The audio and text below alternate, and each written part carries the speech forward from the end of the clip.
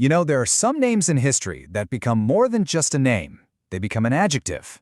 And when that adjective means pure, calculating evil, well, one name stands above all the rest: Machiavelli.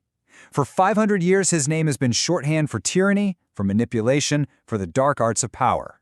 So today, we're going to peel back that caricature and try to find the real man behind the myth. Let's start with the word we all think we know, Machiavellian. Right? It's the schemer in the shadows, that ruthless leader, the kind of person who believes the ends always justify the means. But this reputation? Oh, it's not new. It's been around for centuries. In fact, almost as soon as his work got out, his name became a character type, a stock villain. Shakespeare himself used the Machiavel as his go-to bad guy, the amoral opportunist who'd do anything for power. And that idea, from the stages of Elizabethan London all the way to the politicians in shows like House of Cards, has had some serious staying power.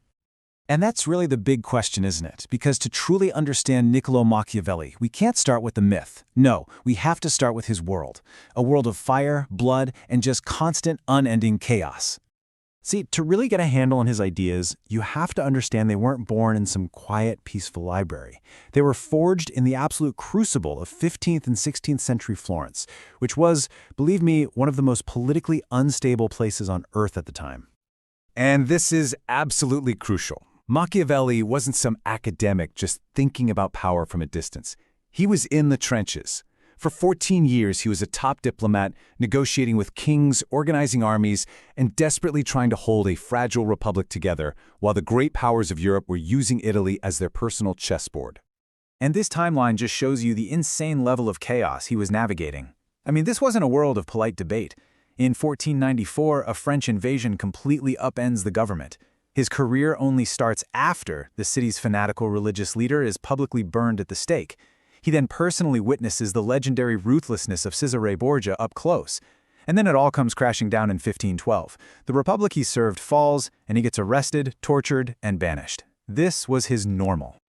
And living through all of this, he came to a pretty devastating conclusion. He watched leader after leader who tried to follow traditional Christian virtues. Mercy, forgiveness, trust. And he saw them preside over absolute disasters that cost thousands of lives. In fact, his own boss, a guy named Piero Soderini, was a good, honest, decent man. But his refusal to be decisive, his moral inflexibility, led directly to the Republic's collapse, and to Machiavelli's own ruin. So what do? You're broken, you're exiled from the city you love, you're unemployed. Well, Machiavelli did the only thing he could. He started writing. He poured everything he had seen, everything he had learned over 14 brutal years